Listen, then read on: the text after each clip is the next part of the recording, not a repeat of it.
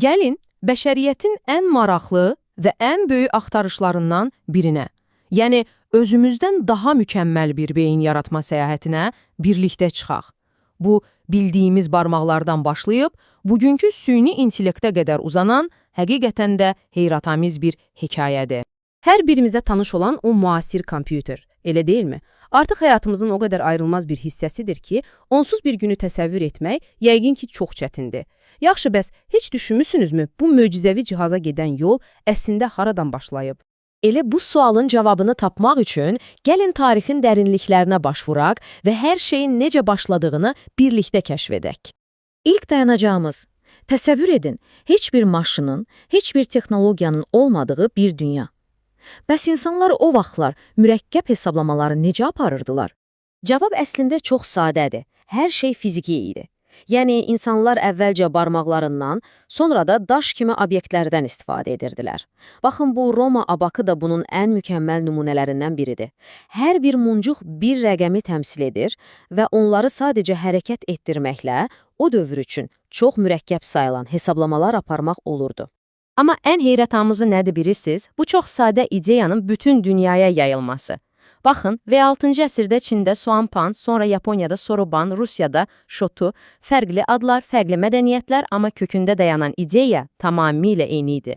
İndi isə gəlin, böyük bir sıçrayış edək. Artıq insan əməyindən tamamilə azad olan ilk hesablama cihazlarına, yəni ilk mexaniki beyinlərə keçirik. Bu həqiqətən də hesablama tarixində tamamilə yeni bir səhifə idi. Və bu hekayə bizi 1642-ci ilə dahi fransız ixtiraçı Blaise Pascal'ın yanına gətirir. O, elə bir şey icad etdi ki, tarixin gedişatını dəyişdi. Qarşınızda Pascalina. Bu, ilk mexaniki kalkulatorlardan biridir. Onun içindəki o mürəkkəb dişli çarxlar sisteminə bir baxın. Məhz bunun sayəsində tarixdə ilk dəfə riyazi bir əməliyyat insan müdaxiləsi olmadan tam avtomatik yerinə yetirilirdi. Yəni, bu sadəcə bir cihaz deyildi. Bu, gələcəkdəki avtomatlaşdırılmış dünyaya atılan ilk cəsarətli addım idi. Pascal bir qığılcım yandırmışdı, amma Alman dahisi Leibniz o qığılcımı əsl məşələ çevirdi. O, Pascal'ın ideyasını götürdü və onu demək olar ki, tamamilə yeni bir səviyyəyə daşıdı. Leibnizin yaratdığı arifmometr isə o təkcə toplama əməliyyatı ilə kifayətlənmirdi. Artıq çıxma, vurma, hətta bölmə əməliyyatlarını da avtomatik yerinə yetirə bilirdi. Bu nə deməkdir? O deməkdir ki, artıq daha mürəkkəb, daha çətin tapşırıqları maşınlara həvalə etmək mümkün idi. Və indi 19-cu əsr. Burada artıq tamamilə fərqli bir sual ortaya çıxdı. Yaxşı, bəs əgər bir maşın təkcə bir işi görmək üçün yox, ona verdiyimiz istənilən təlimatı yerinə yetirmək üçün dizayn edilsəydi, bax, məhz bu inqilabi fikir müasir kompüterin təməl daşını qoydu. Və bu fikirlə səhnəyə İngilis ixtiraçı Charles Babbage və onun həqiqətən də öz dövrünü 100 illərlə qabaqlayan möhtəşəm konsepsiyası çıxır, analitik mühərrik. Baxın, bu sadəcə kağız üzərində bir dizayn olsa da, inanılmaz dərəcədə uzaq görən idi. Babbage'in mühərrikinin arxitekturasında bugünkü kompüterlərin beyni olan mərkəzi prosesor qurğusuna, yəni CPU-ya, bənzər bir dəyman və məlumatları müvəqqəti saxlayan RAM-a bənzər bir ambar var idi. Yəni o, kağız üzərində olsa da, dünyanın ilk müasir kompüterini qurmuşdu. Amma bilirsiniz, hər möhtəşəm aparatın onun əsl potensialını gərə bilən bir ağla ehtiyacı olur.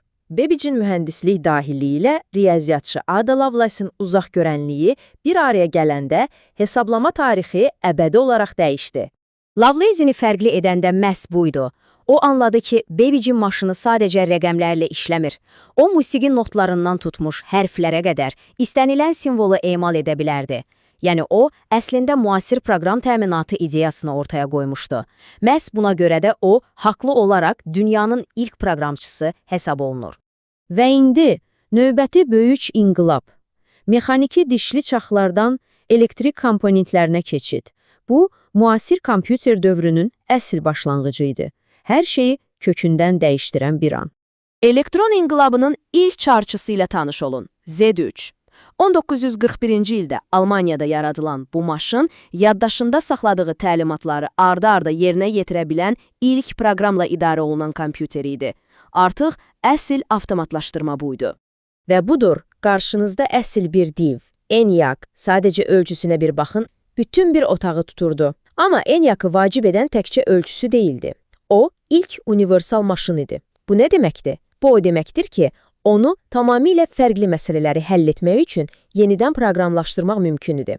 Bugün istifadə etdiyimiz o güclü superkompüterlər var ha, bax onların ulu babası məhz ENIAC-dır.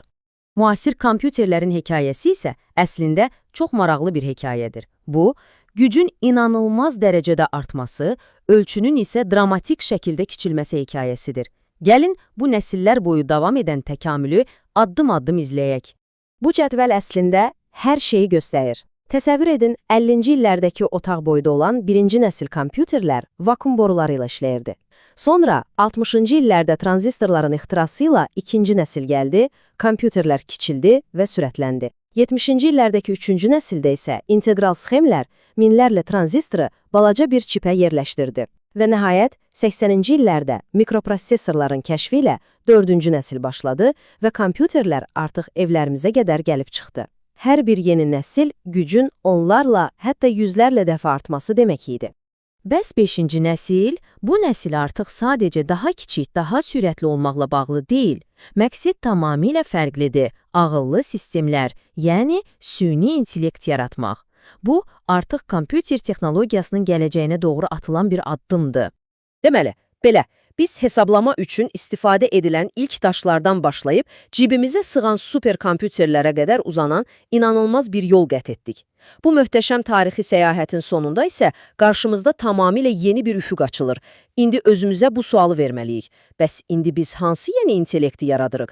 Və bu, bəşəriyyətin hekayəsindəki növbəti fəsli necə yazacaq?